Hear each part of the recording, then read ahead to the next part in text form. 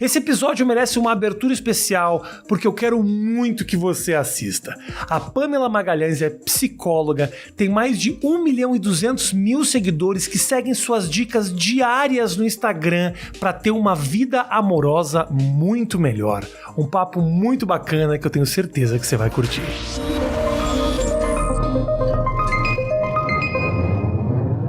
Senhoras e senhores, sejam muito bem-vindos a mais uma edição do Mais Que 8 Minutos.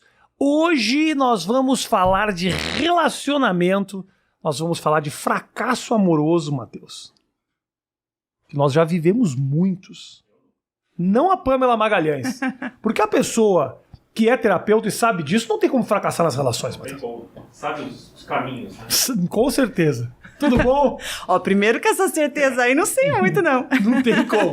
Mas deve haver uma expectativa sobre aquele que fala sobre relacionamento, claro, que a vida é perfeita, não? Sim, mas eu acho que se eu realmente confirmasse que a vida fosse perfeita, eu me afastaria muito das pessoas. É. E a conexão é importante. Você é psicóloga. Sou.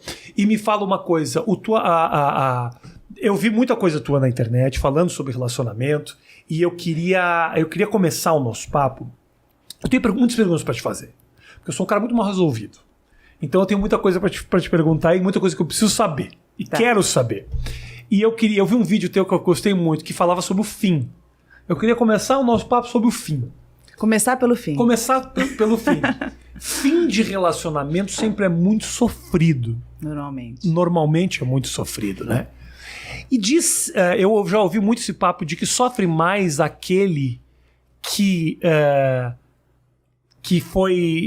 tomou um pé, foi rejeitado, do que aquele que rejeitou.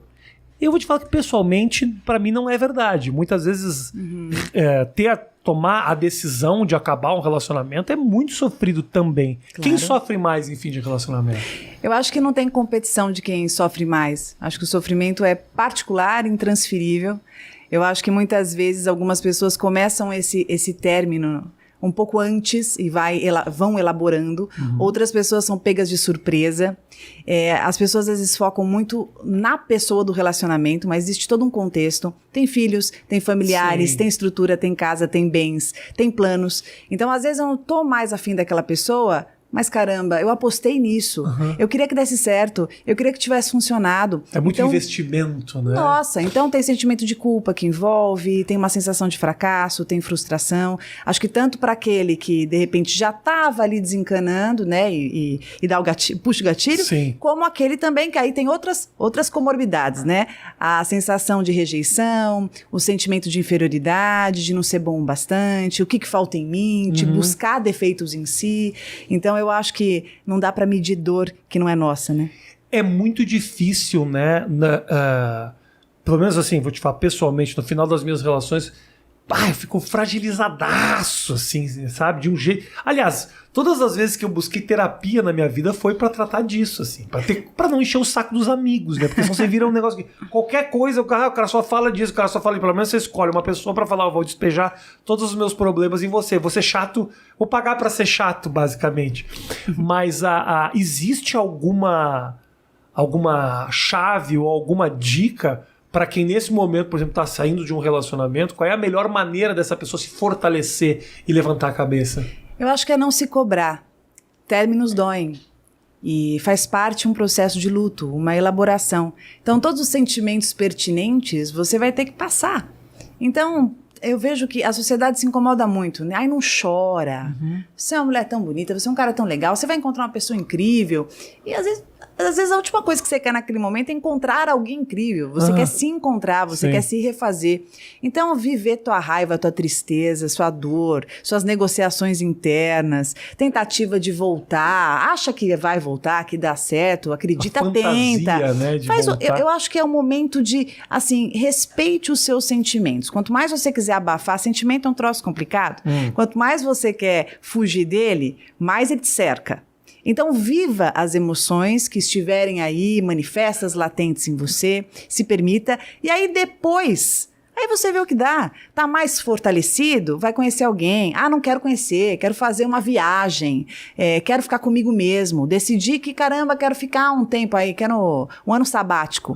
Se respeite e permita viver as emoções.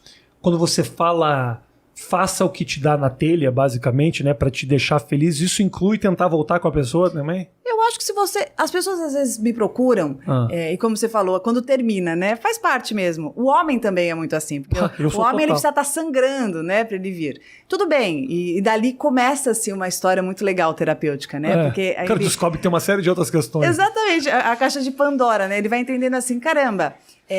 isso tá na frente, mas tem muita coisa por trás disso. E eu vou te confessar, os meus processos com o homem, eu sinto que tem uma profundidade, porque com o homem é muito cru no aspecto do se permitir aprofundar nos sentimentos, na grande maioria. Quando ele começa, ele faz um processo assim maravilhoso e é muito bom para ele, né? E aí eu percebo que, às vezes, tem uma questão assim, caramba, eu quero voltar porque eu sinto que tem jeito, eu ainda gosto, tal. Eu sou a primeira que fala assim, tenta, vai lá, você não acha? Eu acho que na vida, enquanto você não tá certo daquele caminho que você vai tomar, tenta, o que vai acontecer? Pode acontecer que não dê, pode acontecer que dê certo, por que não? Então, eu sou a favor de você respeitar as suas emoções e também entender os seus limites. Tem pessoas que insistem e teimam. Estão lá sempre pela 20ª vez. Aí eu já entendo que é um processo crônico ali, de não aceitação. Mas de repente você terminou e você quer tentar uma vez, porque mudou, porque eu vi que essa atitude está diferente, por que não? É meio, como eu posso dizer... É muito ruim você ficar com essa impressão de que algo poderia ter sido feito, né? De ficar, tipo, pensando, se eu tivesse investido ali, se eu tivesse voltado, se eu tivesse mostrado que me arrependi. Tem muito orgulho envolvido também, né? Eu me lembro que eu fiz uma terapia uma vez que eu tava mal. Só que eu tava começando a me reerguer no final da relação. E eu cheguei pra minha terapeuta e falei, eu tô começando a me sentir melhor. E ela me falou, por que você não tenta voltar? Ela falou? Ela falou. Eu fiquei puto, levantei, nunca mais voltei no terapia. Falei, porra, agora que eu tô me sentindo bem, Matheus, a mulher vem falar pra eu voltar, cara? Não, tem vezes que não tem vezes que já era. Quando você começa a respirar assim, né? Bom, eu prefiro acreditar que ela tava te testando um pouco. Eu acho que era um pouco. Quando eu falei isso, ela realmente falou, não, só queria saber até que ponto você realmente estava disposto, se não bastava um clique, porque um clique aqui é um clique de noite, você pensando no assunto, daqui a pouco você tá mudando de ideia também. E também mudar de ideia também não é um problema, né? É que quando você me falou, me veio também as sabotagens da vida. Os boicotes que a gente faz. Às vezes a gente tá, assim, suando a camisa para sair de uma relação disfuncional. Uma relação complicada que coloca a gente para baixo. E aí quando a gente tá conseguindo realmente, assim, se reerguer, que foi o exemplo que você deu, às vezes uma puxadinha de tapete, um veneninho no próprio leite a gente coloca, porque o ser humano ele tem uma dificuldade muito grande de sair da zona conhecida. Dos lugares que ele já entendeu, que se identifica. Então, é muito interessante, até para quem está nos escutando, pensar, eu quero voltar para esse lugar porque me faz bem, ou eu volto para esse lugar porque é o que eu acredito que mereço. Isso é importante. Como é que é? Vamos lá. Qual é a diferença entre um e o outro? Primeiro porque me faz bem, do tipo, ele realmente me completa, Sim. Ou porque eu tenho que estar ali. E é isso que faz as relações muitas vezes se estenderem, relações que já acabaram, né? Rafa, você já viu pessoas que estão em relacionamentos, às vezes colegas, amigos, tal, que você vê, ou às vezes pessoas que você segue, que você vê que é uma relação que não é legal. A pessoa está sempre sofrendo, tem muita discussão, tem incompatibilidade, tem sofrimento e tal, mas vira e mexe a pessoa volta e volta e volta. Você olha de fora e fala assim, caramba, por que esse casal de novo, né? Já viu que dói, já viu que machuca e tal. Essa incompatibilidade, que muitas vezes é do casal, né? Às vezes são até duas pessoas legais, mas entre elas parece que dá um curto-circuito. Sim. Mas não larga o osso. Por quê? Porque existe também uma crença internalizada de merecimento. E o amor, ele está internalizado de um jeito tão disforme, de um jeito tão deficitário, que a pessoa, ela entende que é aquilo que ela aguenta, que é aquilo que ela suporta e que é aquilo que ela mereça. Então, quando ela sai de uma relação dessa, ela tem também abstinência, né? Que nem a gente tem de droga, então ela tem uma abstinência. Ela sente uma espécie de falta que ela confunde até com saudade. Eu falo que saudade a gente tem de coisa boa. Coisa ruim não é saudade, é abstinência. E aí muitas pessoas voltam para essa relação, mas não porque a relação é boa, que a relação faz bem porque é construtiva, mas porque entende que é aquilo que merece. É mais ou menos assim, ali é a minha morada, ali é o meu habitat. Então, enquanto os espaços afetivos que eu tiver dentro de mim, eles convergirem com aquilo, eu continuo. Por isso que eu falo que o problema nunca é o outro. Sempre são os espaços que eu tenho dentro de mim. Por isso que dá-lhe trabalhar os recursos emocionais que a gente tem. É muito difícil, né, você entender que o fracasso daquilo tudo pode ser a maneira que você lida com as questões, né? É mais fácil apontar para o... Quando os relacionamentos acabam, muitas vezes rola isso. Parece que na visão dele e dos amigos, por exemplo, essa mulher não era legal. Na visão dela e das amigas, esse cara não era legal. O que está acontecendo aí? Perspectivas, né? A perspectiva. Sabe a história da ilha? Que muitas vezes eu tenho que sair da ilha para enxergá-la completamente, o tamanho que ela tem. Então é muito fácil eu te julgar e você me julgar de acordo com o olhar que eu tenho. Por isso que eu falo que enquanto a gente ficar culpando alguém, a gente não sai do lugar. Sim.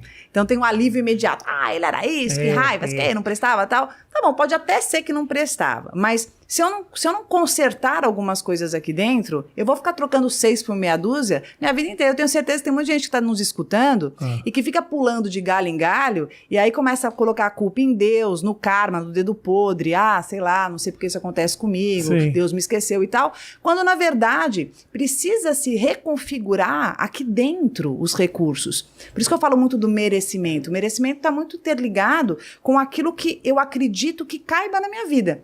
Perfeito. Para eu estar num relacionamento estável, gostoso, saudável, eu tenho que me trabalhar bastante. A gente, você sente, nos teus atendimentos, nas suas conversas, que a gente idealiza muito os relacionamentos, Nossa, Pamela? Ainda mais no mundo de hoje. No mundo de hoje, a gente estava conversando antes aqui, em que tudo é tão editado e que tudo é... Eu coloco lá a vida perfeita, filtros, 5 pessoas... cheio de filtros. E a vida é perfeita, e a vida é linda. Olha lá a vida do outro. O problema sou eu, né? Porque a minha vida não é assim. Claro. Então a gente idealiza muito e, inclusive, desvaloriza muito aquilo que se tem. Tanto que nos aplicativos de relacionamento, a maior queixa das pessoas que usam os aplicativos é: caramba, eu me sinto descartável. Porque fulano começa a falar comigo com mais 1 milhão e daqui a pouco não responde, me abandona, eu fico lá, você entendeu? Então sai comigo, não me liga no dia seguinte. Porque eu acho que tem o aplicativo de relacionamento, um exemplo bom, que as pessoas, elas têm uma ilusão que elas sempre vão encontrar alguém melhor. Então começa a conversar com muito disponível, né? Tá na mão, tá no mesmo lugar que você liga e vê a internet, tem a possibilidade de você ter um relacionamento melhor que o seu a princípio, ou pelo menos idealizar que tem algo melhor aqui a qualquer momento. É difícil. Mas você sabe qual é a ilusão desse lance? É que a pessoa, ela acha que ela sempre vai encontrar alguém melhor pela quantidade, mas ela esquece que não se trata de encontrar alguém melhor, mas a construção que se faz junto. Então, quando eu sei o que eu quero, no sentido do que cabe para mim, dos meus princípios, dos meus valores, do meu objetivo, eu já tenho um foco diferente quando eu faço essa triagem, né? Eu já não vou ficar dando tanto espaço para pessoas que eu perceba que, de repente, naquele momento, não vibram com aquilo que eu quero. Eu entendo. Aí eu fico mais seletivo. Claro. Eu entendo, construo Pamela, mais. Desculpa te interromper. Imagina. Mas eu acho que isso pro homem é diferente. O homem é diferente. O homem é diferente porque o homem vê a imagem, ele passa pro lado e é um outro universo que nasceu. Ele não pensa será que eu vou encaixar? Será que essa pessoa é ideal para mim? Será que nós vamos construir uma família? Ele pensa, nossa, que abdômen top. É isso. E aí fica duro pro cara, entendeu? Mas eu vou te contar uma coisa. Esse mesmo cara que olha e fala isso, mais tarde ele sente um vazio que ele não consegue entender da onde. Então eu concordo com você que tem uma cultura que favorece esse movimento, e a grande maioria é assim, muito visual, né? A mulher, ela é mais sensorial, o homem, ele é mais visual, a mulher, ela sente, ela é mais sentimental, ela é mais emoção. Quer se sentir amada. Ela quer escutar, ela quer receber, mas um pouquinho mais pra frente... Esse mesmo homem que ele fica mais superficial, ele cai nessa carência, não por acaso a gente tem a depressão masculina crescendo cada vez mais. Não por acaso, a gente tem a depressão não pega só a mulher, não. Né? A depressão acontece para todos nós, e ela tá num nível, assim, o mal do século. Então, sim, a gente está com um buraco de carência muito grande, até justamente por essa postura. Essa postura muito visual, essa postura muito superficial, essa liquidez. Né? Sim, porque no fim, homens e mulheres vão cair no mesmo lugar. na falta do ser humano. Porque o ser humano, ele quer pertencer, ele quer ser amado, ele quer se sentir visto. Então, concordo que é um primeiro momento, mas depois, tanto que a maturidade emocional faz esse mesmo cara que fez isso aqui, ele começa a questionar. Depois ele fala, não, acho que eu... Tanto que eu escuto muito meus pacientes homens assim, Pamela, cansei. É muito que eu escuto. Cansei. Cansei de ficar pegando um monte... A verdade é essa. Cansei de ficar pegando um monte de mulher. Eu quero uma pessoa legal. Quando ele tem a intenção. Porque, gente, de repente quer curtir, tá tudo certo. Mas até chega uma hora que, assim... caramba, eu quero construir alguma coisa. E não tô nem dizendo família e margarina. Tô querendo dizer, assim... Aquela calmaria da estabilidade, da construção, do ter alguém essa ali vida junto. cansa, não tenha dúvida. Uma hora você fala, o que tem mais aqui? Mas você só consegue encontrar uma outra pessoa que é compatível a você e fazer um relacionamento, como eu sei que você tem um relacionamento mais sólido e consistente, quando você também já estava reconstruído aqui dentro. Senão você não consegue dar lugar para alguém legal, entendeu? Normalmente você daria lugar para uma pessoa mais vazia, Concordo. né? Uma pessoa mais superficial. Eu só ia contar um exemplo bom de um paciente meu que ele saía direto com um monte de gente, sei o quê, tinha 3 celulares e aquela coisa. E um dia ele me manda uma mensagem dizendo assim, só quero te contar que eu tô aqui numa festa, mulher pra tudo que é lado, uma festa maravilhosa, um monte de gente legal, e eu me sinto a pessoa mais sozinha do mundo. E eu acho que é isso. Acho que não importa muito você ter todas as beldades e tá pegando geral. Acho que o mais importante é assim, o que te toca, né? O que te nutre. Aonde realmente você está e com quem você está e como você está. O que faz sentido para você? Quais as escolhas que você faz? Os relacionamentos, eles são muito mais interessantes do que as transas. Eu, particularmente, acho isso. Eu acho muito mais... É tão legal conhecer alguém, gostar de alguém, mesmo que seja durante não tanto tempo. Relacionamentos... As pessoas, quando se conhecem, ficam durante, sei lá, 2 meses, 3 meses, aí fala, não dá certo, mas conhecer alguém na sua plenitude, assim, é tão interessante saber quem é, de onde veio. Essa coisa meio descartável é muito louca. Porque assim, isso que você está falando é assim, existe o sexo, pela questão física, visceral, carnal, né? Que o ser humano também gosta disso, que é o sexo pelo sexo, mas tem também... A construção e a sensação do pertencimento e do desejo não só pelo corpo, mas pela história. Pelas histórias que se entrelaçam, pela conexão que acontece no invisível, aquela conversa que ela amplia, né? Eu falo que é quando você entra naquele túnel profundo com a pessoa, e assim, e o sexo ele entra como algo a mais, e não só isso, né? Que são as relações mais profundas, que são as relações que nos envolvem muito mais. E a gente tem como buscar essas relações mais profundas ou elas simplesmente acontecem? Existem pessoas que não aguentam essas relações mais profundas. Existem pessoas que não conseguem se aprofundar em si mesmas. A gente fala muito que o problema está no outro, mas as pessoas que não se conhecem muito bem, pessoas, por exemplo, que viveram traumas, pessoas que tiveram essa internalização do amor complicada, questões com pai, com mãe, normalmente elas tendem a relações mais superficiais com outras desculpas, né? Eu gosto de ser solteiro mesmo, porque pra mim é assim, porque eu curto essa vida e tal, mas na verdade, tem quem goste.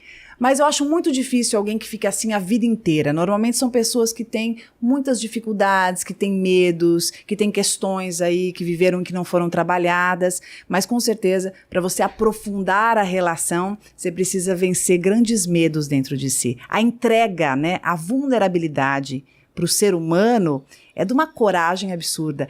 Amar requer coragem, né? O amor... Porque o amor não tem um lugar, eu falo que não tem um lugar mais vulnerável, mais arriscado, que quando você está com alguém que você ama muito. Porque quando você não tem nada a perder. Mas quando você está com alguém muito legal, que você está gostando muito, que você está entregue, caramba, você está assim, se jogando, né? Você está ali, se jogando nesse barranco que você não sabe de onde é. Você está mergulhando no oceano, não sei o que eu vou encontrar. É aquela história, tem quem mergulha em piscininha rasa e quem mergulha no oceano, né? Você consegue... existe alguma pesquisa ou estudo? Você tem como estabelecer o que é uma paixão e o que é um amor verdadeiro? Ou essas coisas, uma leva a outra? Uma pode levar a outra e uma pode embargar a outra. Eu acho que a paixão é aquele sentimento que você fica obsessivo pelo outro, né? Então, às vezes o paciente fala pra mim, ai, Pamela, eu tô obsessiva, eu penso na pessoa de noite. Eu falo, você tá apaixonada, você tá apaixonada. A paixão é isso. A paixão é esse fervor, essa loucura, essa idealização, essa novidade, descoberta, que é isso, né? É aquela descoberta que você vai sentindo coisas que você não controla, né? Às vezes você tá transpirando com a pessoa, você fala, como assim? Aquela química que você não consegue entender, esse invisível que conversa, né? Isso que muitas vezes você quer se apaixonar por uma pessoa e você não consegue se apaixonar, porque fulano apresentou que é tão legal e tão bacana. Caramba, mas eu não sinto, acho até bonitão, mas não vem. Então a paixão é esse sentimento gigante, quente, esse fogo. E aí, normalmente, ela vai passando, tem estudos que falam que a paixão vai durar uns 2 anos. Isso é estudo que eu já vi, mas eu particularmente, até 2 anos. Mas eu particularmente acho que isso vai depender muito. Às vezes vai durar menos, às vezes vai durar um pouquinho mais. Mas respondendo a sua pergunta, tem estudos que falam isso. Mas, normalmente, essa paixão, ela pode amadurecer e aí ela se torna um amor. O que é o amor? É o sentimento mais estável, sentimento mais tranquilo. Amor é soberano, é construção. Você consegue pensar em outras coisas além da pessoa. Porque quando você está apaixonada, é tudo a pessoa, a relação, e depois vem as outras coisas. O amor, ele é mais construtivo, ele é mais calmo, né? Aquele mar mais manso, aquela segurança, né? Aquela construção vincular gostosa. Mas, às vezes, fica só na paixão mesmo. A paixão acontece, estarrecedora e fica por lá. Não evolui. Não evolui porque não aguenta, não evolui porque era só ali fogo de palha mesmo, não evolui porque alguém não está preparado, não evolui porque não cabia na situação. Sim. E tem gente que está apaixonada até hoje, né? Tá com aquela situação que ficou aqui. Porque eu sempre falo uma coisa, Rafa, que é assim. Como são perfeitos os relacionamentos que não vivemos por completo? Sim. Porque você não teve a frustração. Com a ficção, né? Você carrega a ficção para sempre, né? Não teve a frustração. Você não teve aquela convivência, você não sofreu aqueles perrengues, ficou só no que poderia ter sido daquilo que não foi. E às vezes esses aí acabaram por algum sinal de que realmente, olha, que você não notou, que pro futuro ia dar cagada também. Ou às vezes aconteceu alguma coisa, a pessoa viajou, foi para outro país, ou então voltou pro ex, e aí fica, ai, a gente, uma coisa incrível nos dois, e isso não aconteceu por isso, mas teria sido maravilhoso, a gente teria feito isso e aquilo. Quantas pessoas carregam essa ilusão, né? Ficam ali nesse imaginário. Os homens e as mulheres, eles lidam diferente com a paixão? Olha, eu particularmente acho que tem homem apaixonado que vive aquilo muito mais forte do que a mulher apaixonada. Eu acho que vai variar de pessoa para pessoa. Vai depender muito também das experiências que essa pessoa já passou. É tão engraçado, né? Você tem um filho. Acho que quando você, se tiver essa oportunidade de vocês trocarem, quando ele viver a primeira paixão, a nossa primeira paixão, né? Quando a gente é mais novo, é pura, é forte. É assim, é tão bonito de ver porque a gente acredita e a gente viaja, porque a gente não tem a experiência das pancadas ainda, né? Então eu acho que vai diferir de acordo com o que eu já vivi, as experiências que eu já tive, os calos emocionais que eu tenho. Sim. Então, fazendo um contraste, você vê o primeiro amor da adolescência e o amor que a gente teria hoje numa vida mais adulta, né? Eu falo que às vezes a gente, quando a gente já viveu muita coisa, a gente voa, mas volta, né? Costuma voar, mas volta. Quem voa demais, mesmo mais velho, mais experiente, são pessoas que não estão conseguindo absorver essa experiência justamente para conseguir se colocar na vida de um jeito que se preserve mais, né? De um jeito mais precavido. Mas será que também é tão positivo você se preservar assim? Demais não. Te impede às vezes de levantar voo, né? Demais não. Mas é importante a gente ter... Eu falo, mas eu sei que na prática, como eu falei da paixão, não é fácil. Mas o quanto a gente puder cuidar um pouquinho da onde a gente está pisando, quando a gente tem mais experiência, eu acho que é uma boa. Quando a gente é mais novo, a gente mergulha, né? A gente não sabe, a gente vai mergulhando e faz parte. Mas quando a gente está um pouco mais velho, já viveu poucas e boas, já se machucou bastante, eu acho que se a gente puder dar uma verificadinha de onde a gente está pisando, vai ajudar. Não é garantia de nada, gente, mas pode ajudar um pouco.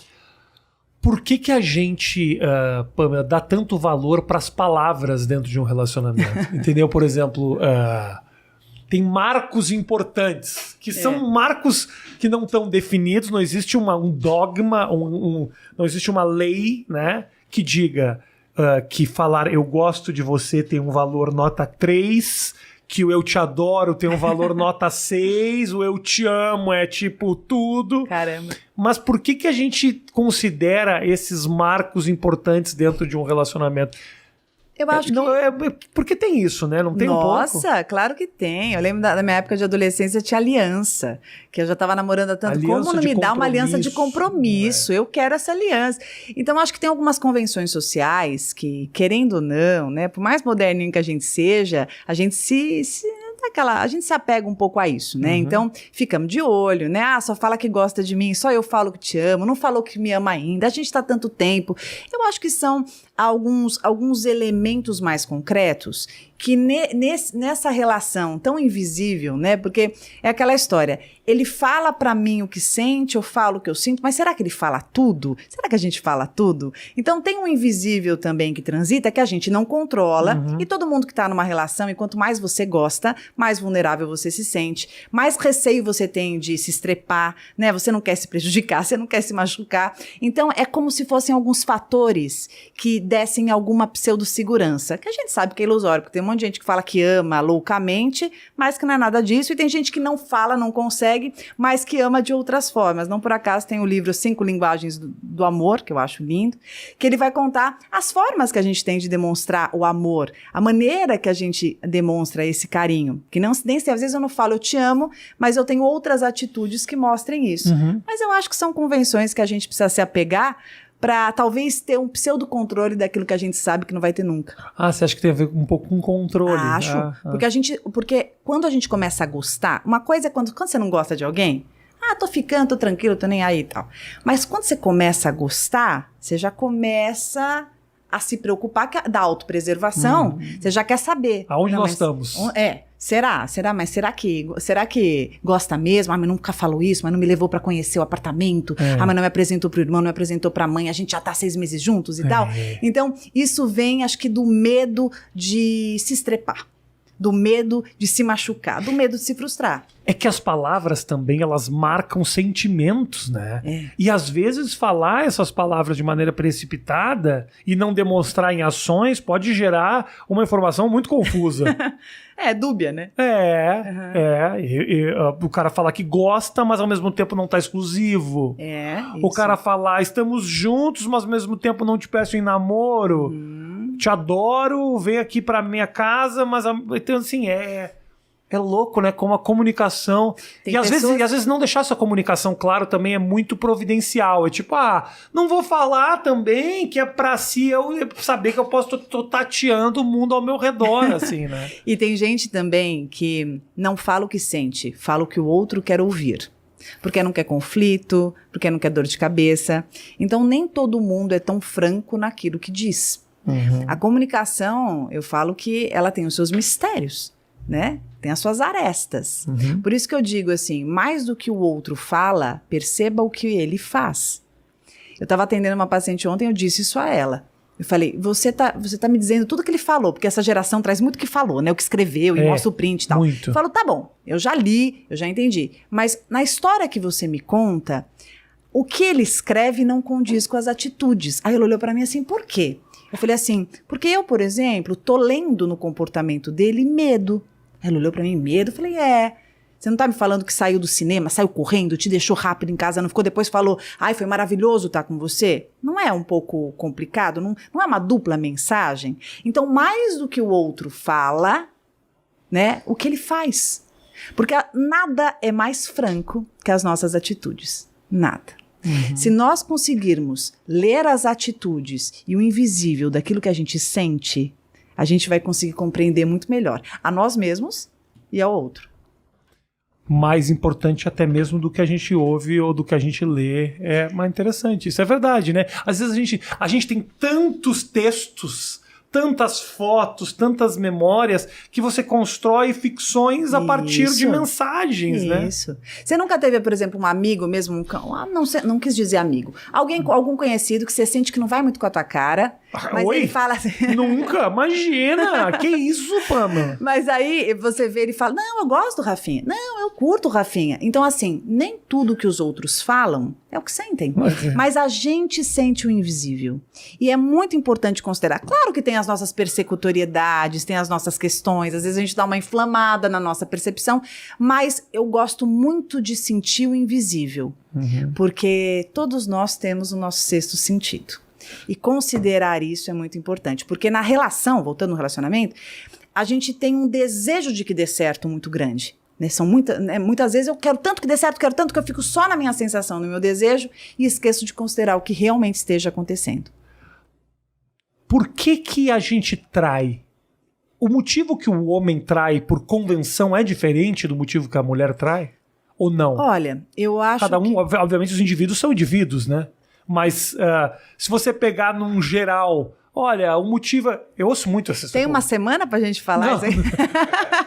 Não me fala, semana? não tem pressa, não tô tem brincando. pressa nenhuma. Não, pode é falar. porque assim, é um assunto, tô pensando por onde eu vou. Porque assim, são milhares de motivos. Mas eu quero começar dizendo algo bem polêmico. Se a gente pensar um pouco sobre Lacan, numa linha lacaniana, a gente vai entender muito sobre o desejo pelo desejo, né? Lacan falava muito do desejo pelo desejo. O ser humano, ele é dotado de desejo. O desejo é inerente ao homem, né? A nós. Então, assim, o desejar vai fazer parte sempre, desde o primeiro suspiro até o final. O desejo faz parte. O que nós vamos aprender com o tempo é lidar, negociar com o nosso desejo. O ser humano, socialmente, ele cobra uma fidelidade que é inexistente. Eu não quero que olhe para alguém, eu não quero que ache bonito, eu não quero... Isso vai existir sempre. A pessoa pode até não te falar, ok, para não criar um atrito, acho que faz sentido, mas você ignorar que o desejo existe, isso é de uma ignorância sem tamanho. O que a gente vai entender é que, além do desejo, existe a maturidade emocional que ela está atrelada ao meu propósito de vida. Se eu tenho a intenção, por exemplo, eu tenho a intenção de ter um parceiro, eu tenho a intenção de ter uma família, essa é a minha intenção. E eu tenho um acordo com essa pessoa que a gente vai ter uma relação monogâmica. Isso daqui precisa ser maior, essa minha intenção, esse propósito precisa ser maior que o meu desejo. Eu não vou ter desejo no decorrer da minha vida? Isso não existe. Lógico que vou. Só que eu vou elaborar, eu vou negociar, eu vou lidar com esse desejo, eu vou conversar com o meu desejo. Agora, o homem, ele tem um fator cultural, isso é inegável, o machismo está tanto no homem quanto na mulher. Então tem uma cultura que a gente vai... Eu acho que a gente está no processo de desconstrução com muita coisa. Hoje a gente tem o homem dono de casa. Quando isso, né? Hoje temos. Então, tem sim um machismo maior, o homem se dá mais o direito, né? Não, porque eu sou homem. Isso não tem nada a ver, porque o desejo do homem é o desejo da mulher. Tem fatores hormonais, concordo, que tornam o homem talvez mais impulsivo, né? Naquele momento. Sim, mas o fator cultural também, para mim, é o elemento principal. Porque tem muita mulher que tem desejos aí incontidos, tanto quanto ou mais do que um homem. Eu acho que o que vai mudar no sentido da fidelidade é o quanto você tem maturidade emocional para os seus objetivos de vida. A pessoa que trai, ela não trai o parceiro, a parceira, trai os seus próprios objetivos. Porque se eu me propus a namorar numa relação monogâmica, se eu me propus a estar casado numa relação monogâmica e eu traio, estou lesando fulano? Estou, antes de mais nada, lesando minha própria proposta de vida. Então, quanto mais sabedoria, quanto mais maturidade emocional, mais coerente você é das suas escolhas. Então, tem os que sabem lidar com os seus desejos e aqueles que se rendem aos seus desejos com a desculpa do machismo. Então, os desejos, eles são... tanto do homem como da mulher, eles são os mesmos desejos. Aí vai de pessoas, vai de hormônio, vai da personalidade, mas não dá pra falar que o homem tem mais desejo que a mulher, não concordo. Eu não digo não tanto pela quantidade, mas assim, eu já ouvi muito essa história, que eu até nem concordo tanto, que o homem, ele trai pelo desejo carnal de ter uma outra mulher, da conquista, e que a mulher tá faltando alguma coisa, tá se sentindo vazia e precisa de um carinho que talvez não tenha em casa e não é o caso do homem. Já ouvi essa história. Eu não concordo particularmente, mas já ouvi demais essa história. Isso faz algum sentido, né? Que o homem tenha o gatilho é diferente. Eu acho que pelo fator cultural, o homem veste esse lugar, ele se acostuma com isso e toda vez que você vai fazer alguma coisa, você busca dentro de si algumas desculpas que te encorajem para aquilo. Então, se eu pensar assim, eu sei separar, quantos pacientes eu já atendi? Eu sei separar, Pamela, tranquilamente o amor do sexo, amo a minha mulher, mas, tô com vontade, tô lá, é o momento, eu vou curtir e boa. Então, eu acho que tem essa busca, tá? Nessa crença arraigada aí desse machismo que acaba favorecendo essa conduta. Uhum. A mulher hoje, com tudo que a mulher já viveu, da liberdade, você sabe da história das revoluções e tal, a mulher hoje, ela, se você pegar em estatística, a mulher, nunca apareceu as mulheres traindo tanto quanto agora. Porque as mulheres, elas estão se sentindo mais nesse direito de viver essa sexualidade, principalmente, eu nem acho que elas traiam mais hoje do que ontem, mas eu acho que elas conseguem falar mais sobre isso do que antes. Antes o homem chega, sei lá, no futebol, na sauna, tal, no bar e conta, peguei fulano, tal, pode ser casado, namorando, e as pessoas acham ok, os amigos, isso mesmo, acho engraçado. Quanto à mulher, não, o que vão achar? Não, imagina, não vão mais andar comigo. Sim. E tal. E hoje isso mudou um pouco. Então, hoje as mulheres também falam disso e muitas vezes são vistas como, nossa, que descolada, né? Que empoderada. Mas, na verdade, eu acho que a traição pela traição, seja ontem, seja hoje, eu acho que ela é um reflexo, sim, desse desvio da maturidade da tua proposta.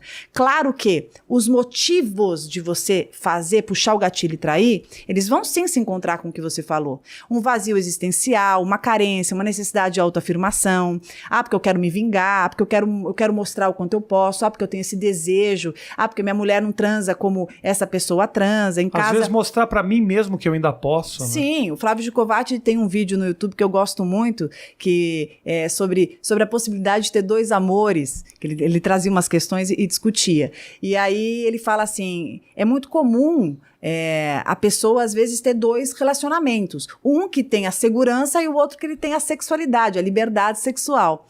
Então, você encontra também as pessoas que traem dizendo isso. Mas, meu Deus, eu amo tanto aqui, tanto lá. Só que aqui eu tenho segurança e aqui eu tenho sexo. De um jeito que eu não consigo ter os dois na mesma pessoa.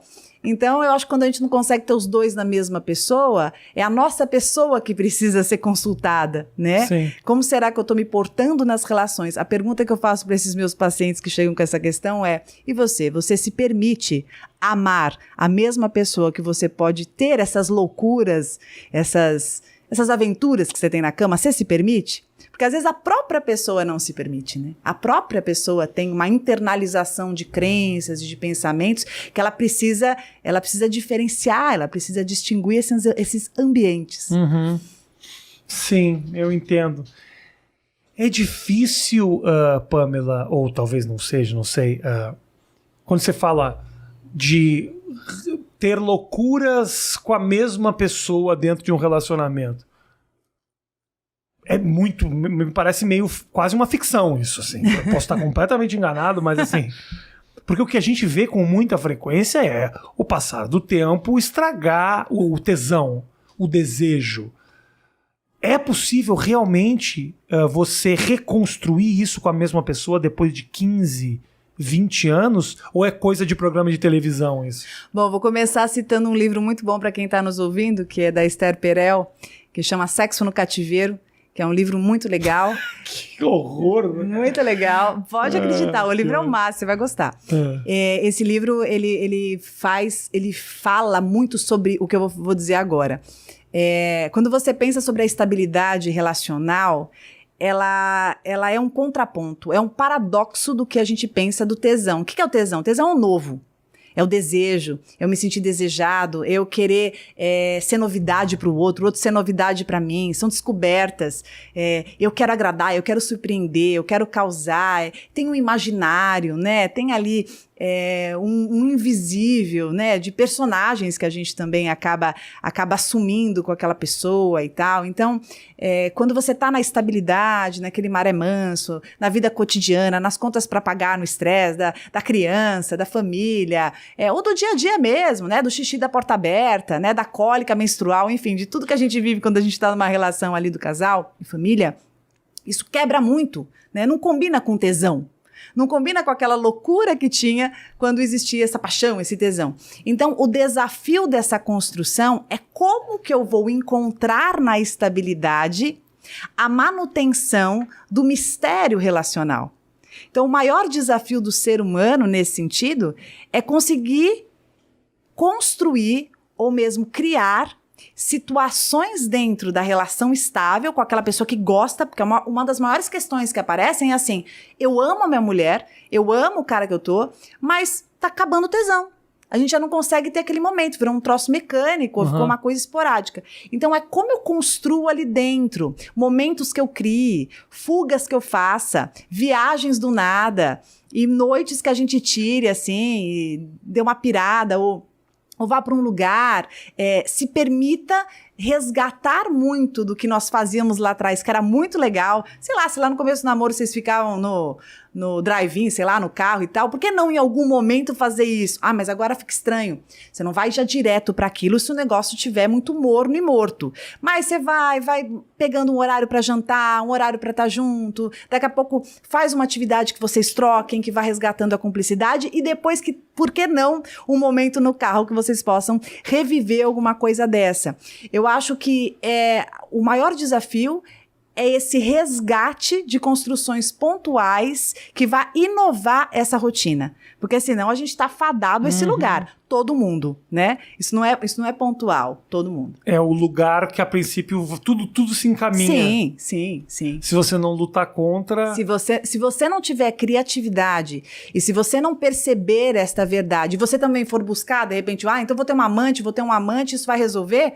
Aí as coisas vão ficar de mal a pior. Mas se você for encontrando essa inovação de rotina ali, criando pequenos espaços, mesmo quem tem filho, né? Então, por exemplo, você vê muito assim, toda quarta-feira a gente fica junto, faz alguma coisa, começa fazendo esporte junto, uma caminhada no parque, um jantar que vocês façam, um momento de vocês, sabe? Leva as crianças, deixa um pouquinho com os avós, enfim. Esse momento de vocês... ele vai resgatando, porque lá atrás era assim, era esporádico também. Então ali também volta a ter essa intimidade esporádica, que é o momento que você vai se arrumar pro teu parceiro, pra tua parceira, que você vai fazer com que esta pessoa se sinta especial e estará especial para ela. Porque tudo que a gente quer, Rafa, isso assim, não tem diferença de idade, para todo mundo é assim. Nós queremos nos sentir especiais pela pessoa que está conosco. E ela também quer. Então, quando você consegue resgatar isso, sai um pouco daquele comodismo, né, daquela rotina que a gente sabe qual é, isso vai sendo resgatado e essa paixão se reacende e é muito possível que você tenha uma qualidade relacional e sexual maravilhosa. A maneira que o homem vê, muitas vezes, o sexo é muito diferente da maneira que a mulher vê o sexo. Que ela gosta de se sentir desejada. E às vezes essa comunicação ela não bate, né? Às vezes a mulher quer ser paparicada durante o dia e ela se sinta amada e que você lave uma louça, sabe? Isso é um sinal de que você tá importado, de que você tem carinho, de que você se preocupa com ela, de que você foi buscar no trabalho. E o homem, muitas vezes, é tipo assim, eu quero te ver com aquela calcinha apertadinha. E é difícil, às vezes, o homem conseguir entender o que faz ela despertar o desejo dela e ela também, muitas vezes, o dele. Que ela também entra nesse modus do tipo, calcinha, eu não vou mais usar essa calcinha que eu usava antigamente, já não faz mais sentido. Essa comunicação... Como é que as pessoas conseguem ter relacionamentos? Eu falo assim, a gente precisa perguntar pro outro. Boas conversas... assim, durante a semana, momentos oportunos, escutar. O que você sente falta? O que você gosta? O que eu poderia fazer para você que vai te deixar feliz? Porque, às vezes, tudo que você quer é alguém que sente do teu lado e, sei lá, assiste uma corrida com você, um jogo de futebol. Às vezes, tudo que ela quer é que você vá buscar lá no trabalho, sabe? Ou que você deixe um almoço pronto. E isso vai levar para uma noite ou para um dia de sexo muito gostoso, porque essa é a real preliminar. A real preliminar é você se sentir visto, percebido, esse cuidado que entra pelo romantismo, pela gentileza, pelo carinho, pelo olhar, pela validação. Quando a gente é validado naquilo que a gente precisa.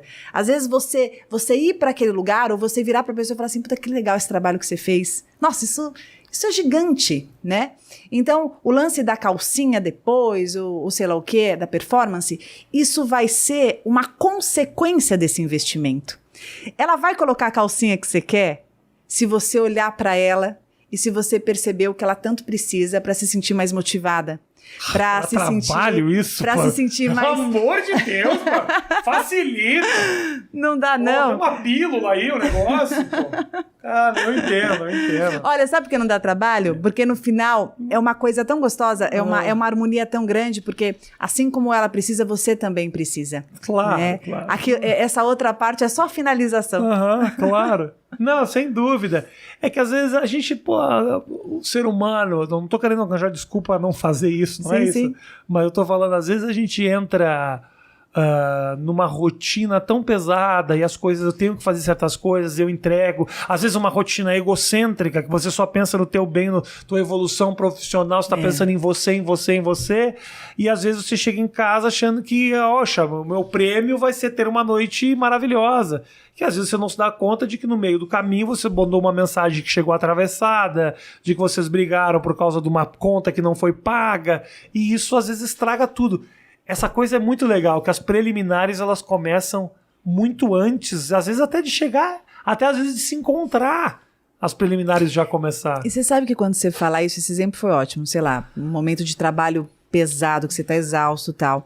E aí você tá imaginando que tudo que você quer é uma noite, papapá. Mas na verdade, nem tudo que você quer é o que você tá precisando. Às vezes você tá precisando de um abraço.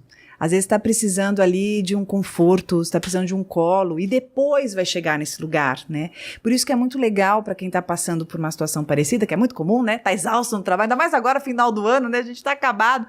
Por que não falar? Fala. Nossa, tô tão cansada, tá tão difícil. E não só se queixar, procura o outro também. Nossa, me dá um abraço. Sim. Fica aqui mais perto. Né? Sinto falta da gente junto. Aí falando um pouco de homens e mulheres que você falou, o homem muitas vezes ele tem uma dificuldade de trazer essa vulnerabilidade. Falar, né? Por exemplo... Tô cansado, tô precisando de um abraço, de um carinho, quero você aqui comigo. Às vezes o homem, ele busca o sexo porque é o caminho que ele tá mais acostumado. Então ele tá acabado, eu preciso de uma noite de sexo. E na verdade, vai ser bom se rolar essa noite de sexo, claro, não tô dizendo que não queira, mas a outra parte do amparo também é importante. A parte de ser escutado, de conversar um pouco, de dividir, de se sentir um pouco mais respaldado. Aí com certeza esse momento do sexo vai ser muito melhor. Existe como eu posso te dizer, a frequência em que as relações sexuais acontecem muitas vezes vira uma preocupação do casal, seja de um lado ou seja de outro. Existe uma média para que seja saudável? Cada casal se arranja? Tem pessoas que são felizes transando, sei lá, uma vez por mês? Como é que funcionam esses números? Se é que isso faz algum sentido. A sociedade vai estabelecendo números, né? Você vê isso escrito em revistas, você vê isso em sites, você vê isso na conversa de amigos. Não, o bom normal é 3 vezes por semana. E, na verdade, eu acho que vai depender muito do ritmo do casal, da personalidade de cada um. Tem casais, por exemplo, que transam muito pouco, tem casais que transam mais. O mais importante é saber se tem só um lado que quer isso e o outro concede, porque eu não quero ser traído, porque eu tenho que fazer porque eu sou esposa, porque eu sou marido, ou porque faz porque tem vontade. Eu acho que o sexo tem que acontecer por vontade e por construção desse casal. Não tem que entrar no piloto automático, não tem que ser bater cartão. Eu acho que o fundamental é entender. Quando não tá muito legal a sexualidade e um tá desgostoso, sentar e conversar. O diálogo é o melhor caminho. E o diálogo às vezes eu falo isso e a pessoa fala, que saco. Mas, gente, tem que falar, né? Eu falo que a nossa diferença dos animais é que a gente consegue verbalizar com o outro ser humano. Sim. Falar o que sente, falar que está insatisfeito sem brigar, sem acusar, porque às vezes tem muito isso, porque você não transa comigo. Bom, mas se eu não estou transando com você, o que será que está acontecendo entre a gente? Porque se o outro não está te procurando, o que será que está rolando no invisível do casal? Então, tentar conversar para diminuir esses ruídos e se aproximarem, né? E conseguir retomar essa cumplicidade é muito importante. Mas não vem com essa história de número, porque tem casal, por exemplo, que está transando, não está transando 3 vezes por semana, mas está bem, mas está no momento trabalhando muito, está de repente vivendo uma crise ali em alguma situação familiar ou pessoal, passando uma situação difícil. Isso não quer dizer que a relação não seja boa. Então, acho que a gente tem que ser mais flexível nesse sentido e dar-lhe diálogo. E não necessariamente a pessoa vai ter o teu ritmo de qualquer forma, né? Às vezes você encontra alguém que tem ritmo, às vezes não encontra, acho que essas coisas... Ou vai se afinando, né? Eu acho que você vai construir o ritmo do casal, né? O teu ritmo, como o sexo é uma coisa que você faz junto com o outro, quando a gente pensa num relacionamento de casal, é uma coisa construída, né? Como faz para ficar bom para as duas partes? Como faz para os dois se sentirem ali bem? Porque o sexo tem que ter prazer. Se vira uma obrigação, fica chato, né? Fica aquela desculpa o tempo inteiro e acaba levando... Acho que fica com um peso desnecessário, que é muito conhecido, né? Sim. Nas relações, que não precisa ser assim. Para ambos os lados. Para ambos Porque os lados. também tem uns caras se sentindo pressionados pela mulher que quer Sim. transar muito. Às vezes o cara tá tipo, eu nem tô muito afim. Não é uma coisa. A gente tem a visão machista de que é sempre o homem que quer transar mais que a mulher, e não necessariamente é assim. Tá cheio de mulher com libido desenvolvidaço. E tem as intenções da transa, né? Às vezes quer transar porque quer marcar território, às vezes quer transar pra se sentir mais seguro, às vezes quer transar pra ter certeza de que, nossa, tá comigo mesmo, gosta de mim, quer que fale coisas pra pessoa. Então, eu acho que o diálogo é importante até pra entender qual é o sentido dessa transa, né? Qual vai ser o ritmo que vai ser bom pro casal. Dá pra... hoje em dia, mais se fala, eu ouço muito, aqui volta e meia a gente traz coisas do relacionamento aberto. Tem muita gente que tenta, que vai... E aí dá problema, às vezes não dá problema, às vezes descobre que tem que ser assim, senão não tem como. Às vezes o relacionamento aberto é uma solução para uma sexualidade que já está meio castigada, às vezes é só uma aventura.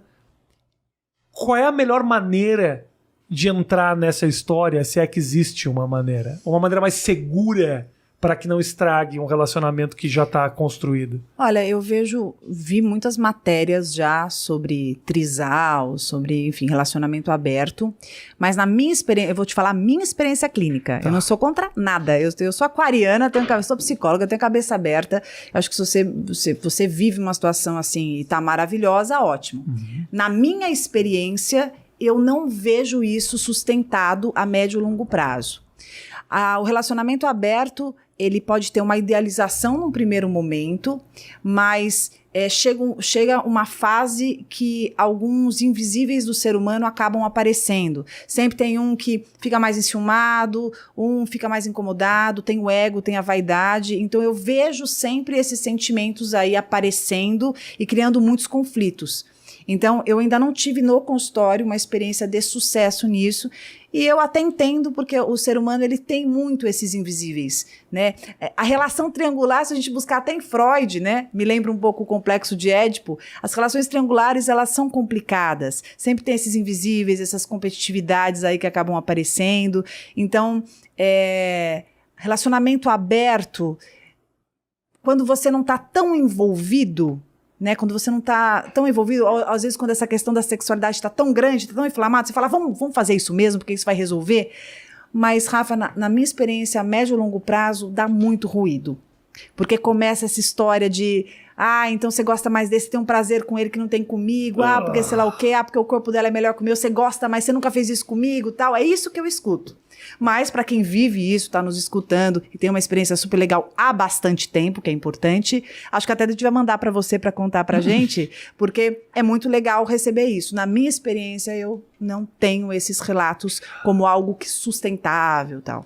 talvez também, posso estar errado, a pessoa que está fazendo o atendimento com você, ela está com uma questão. Claro, tem também. Talvez os relacionamentos abertos de pessoas que estão bem resolvidas, que não precisam de atendimento de psicólogos, aí talvez. Eu acho que existem pessoas que, assim, eu penso, né?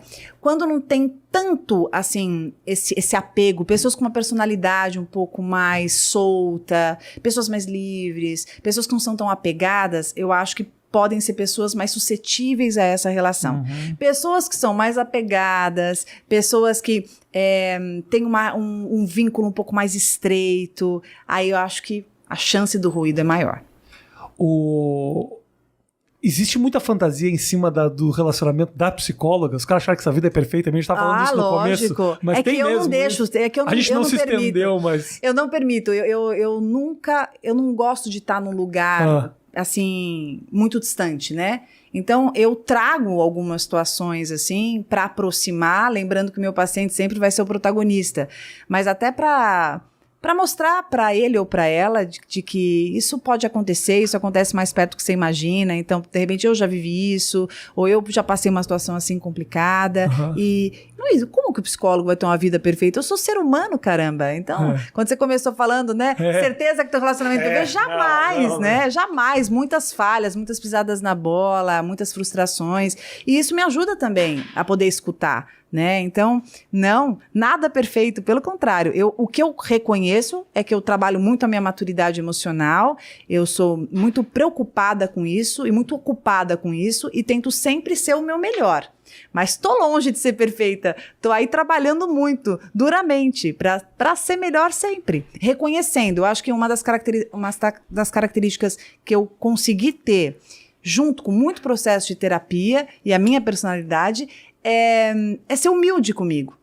Então, reconhecer minhas falhas, tentar melhorar em todos os âmbitos, profissional, familiar, amoroso. Nessa história da pandemia, realmente os relacionamentos foram muito afetados. Eu ouço muito isso. Muita separação, rolou isso mesmo. Muito porque a pandemia fez com que as pessoas ficassem em casa e não tivessem os álibis, né? Ali o happy hour, a academia dia, tarde e noite, os encontrinhos e tal. Então, assim, é lá que tinha que estar. Então, ficou muito mais intenso. Eu falo que acelerou o processo e também muitas relações melhoraram, tá? Não vamos falar só do que estourou. Sim. Muita gente acabou assumindo o relacionamento, se conhecendo mais, ficando mais juntos, se afinando. Então, é aquela história. Relacionamento, quando você tem muitos escapes, né? Então você tá saindo o tempo inteiro, você não tá vivendo realmente aquilo. Então a pandemia fez com que você vai viver a tua realidade, você vai conhecer teu filho, que às vezes tá na tua casa, você nunca olhou para ele direito, a tua esposa, o teu parceiro, quem essa pessoa é, como ela está, né? Eu tinha pacientes que no começo da pandemia, depois de uns 6 meses, falavam assim, nossa, eu nunca reparei como ele é quieto. Como ele não conversa, ou então, nossa, ele é insuportável, então ela faz isso por quê? Porque ficaram muito juntos, e aí começaram a enxergar. Então eu acho que favoreceu muita coisa. É que a gente pensa no rompimento como, nossa, que horror. Eu acho que acelerou o processo, eu acho que fez com que as pessoas se olhassem, fez com que enxergassem o que estava debaixo do tapete, sabe? Fez com que relacionamentos que iriam acabar daqui a 5, 6 anos... Exato, deu aquela acelerada. Sim. É isso que temos, é isso que vivemos, essa realidade existente, vamos encarar, né? Porque aí não tinha escape, não tinha barzinho, não tinha futebol, não tinha academia, não tinha jantar com as amigas, era aquilo, né? Verdade nua e crua. A pessoa que está nos vendo aqui, provavelmente a pessoa que está num momento de uma situação complicada dentro de um relacionamento. Eu vi esse vídeo teu e eu gostei muito. A gente estava falando no começo, né, do fim, que eu acho, aliás, tem uma parte do fim que eu acho duríssima, que é: talvez eu nunca mais veja essa pessoa na minha vida. É de um peso tão grande, assim, porque muitas vezes você buscar essa pessoa simplesmente para perguntar, como é que estão as coisas, como é que está a tua vida, isso é um sinal pro teu relacionamento atual, ou até mesmo para aquela pessoa, de que você tá fazendo um movimento de buscar retomar os laços, assim, né? Mas às vezes realmente a melhor forma de acabar um relacionamento é o rompimento, né? Mas para essa pessoa que está nesse momento agora, que está assistindo o nosso papo e está pensando, e está com medo de ter que passar por esse luto, o que você indica? Olha, eu acho que quando a gente termina um relacionamento, tem essa dor do estranhamento, daquela sensação de que, como essa pessoa que estava na minha vida, fazia parte dela, da minha rotina, ou talvez dormia e acordava comigo, agora vai ser uma estranha, um estranho. Como assim? Né? Como lidar com isso? A gente tem que lembrar que não se trata só de uma pessoa que não vai estar mais na nossa vida, mas da nossa autopercepção. É uma mudança de identidade social. Eu não serei mais a esposa do fulano, a namorada, o namorado, enfim. Então, isso mexe sim com a gente, é uma reconstrução de nós mesmos. Então, esse momento, o foco tem que ser muito em si. É um momento de se acolher, de se cuidar, de se olhar, de se respeitar, como eu disse, não só as emoções, os sentimentos, se estiver triste, se estiver com raiva e tal, mas também entender que é uma mudança grande. O rompimento, por mais que seja um rompimento tranquilo ou um rompimento dificílimo, é um momento de mudança. E a mudança, como a gente falou para o ser humano, sempre dá um choque. A mudança, ela pede adaptação. E toda a fase de adaptação, ela vai causar esse momento que a gente meio que não vai se encontrando, por onde eu vou, quem eu sou, onde eu tô, o que eu quero, né? Então, acho que é uma fase para se amar muito, para se cuidar muito, para resgatar muito daquilo que foi perdido, porque quando a gente vive um relacionamento, a gente se mistura muito com a pessoa. Né? A gente vai nos lugares que a pessoa gosta, que a gente gosta, tudo associa, tudo lembra, né? E tudo, os amigos são os mesmos e tal. Então é um momento que você fica ilhado, você fala assim, caramba, o que eu faço? Sim. Vou falar com um amigo, ele fala do fulano, ou então eu olho pra ele e já lembro da ciclana. Então é uma muita fase... história pra contar, as histórias são muito frescas na cabeça. Não, e as pessoas passa num lugar, lembra, olha o que eu vivi com essa pessoa aqui. Aí qualquer coisa lembra, aí você vai comer um negócio, putz, a gente gostava de comer isso junto, né? Aí vê um filme, aí vai mexer no armário, pega uma blusa que você usava, que você usou naquele encontro. Então é uma fase muito difícil de refazenda. Não acaba. Essa tua narrativa final foi muito deprimente. Mas é que é real. Então, respeitar essa fase, esse processo, entender que é um momento que você está mais sensível, é um momento que você está mais vulnerável, é uma fase que você tem que catar os seus caquinhos para você se refazer. Isso vai passar, não ter pressa para que isso passe, considerar que é um momento oportuno para você viver e lembrar dos momentos que fizeram acabar. Porque a gente tem uma tendência a só olhar coisa boa, ou só olhar coisa boa. Ah, era maravilhoso, a trans era incrível, era uma química e tal, e esquece os perrengues. Então, lembrar também o que fez terminar. E lembrar o que funciona e o que não funciona. E o principal que eu quero deixar aqui, nada é perdido. Tudo o que você viveu com aquela pessoa é experiência de vida. É legado. E as experiências boas que você viveu estão dentro de você. Todos os momentos gostosos, felizes estão aqui e você escolhe manter com você, até para você saber o que você gosta, até para você entender que isso fez parte da tua vida. Né? Às vezes você tem filho dessa pessoa, às vezes você fez a viagem mais maravilhosa da tua vida com essa pessoa e você não tem que descartar isso e você não tem que desconsiderar isso. Isso é grande, isso faz parte de você. Ah, mas não teve compatibilidade, me traiu, me sacaneou, era assim, era assado. Isso é outra história.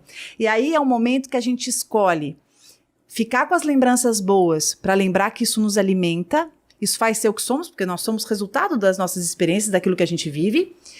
E lembrar que aquilo que não foi legal serve como parâmetro para não ser repetido, serve como lição de vida. Então, essa análise que a gente vai fazendo nos ajuda nessa recuperação, nessa recomposição de nós mesmos, para então, enfim, estarmos naquela fase maravilhosa da aceitação, que eu não preciso gostar. Aceitar, gente, não é gostar, viu, Rafa? Não é, eu adoro o que aconteceu, o que terminou, eu amo o que terminou. Não, é aceitar. Para aí você estar preparado para tocar a tua vida, para conhecer alguém se você quiser, para ficar na sua, aí você vai estar muito mais refeito. Obrigada, eu espero querido. que o nosso relacionamento não acabe aqui. Com certeza. Uma amizade boa. Pamela, obrigado, viu? Muito obrigado, Rafa. Foi um prazer. YouTube e Instagram? Eu vou deixar o meu contato. Fala. Se você entrar no meu Instagram, é @psipamela. Perfeito. PSI Pamela. Lá você vai ver um linkzinho. Tem todos os meus cursos, tem livro, tem pós-graduação. O que você quiser conhecer do meu trabalho, estar comigo nessa vai ser um prazer. Valeu!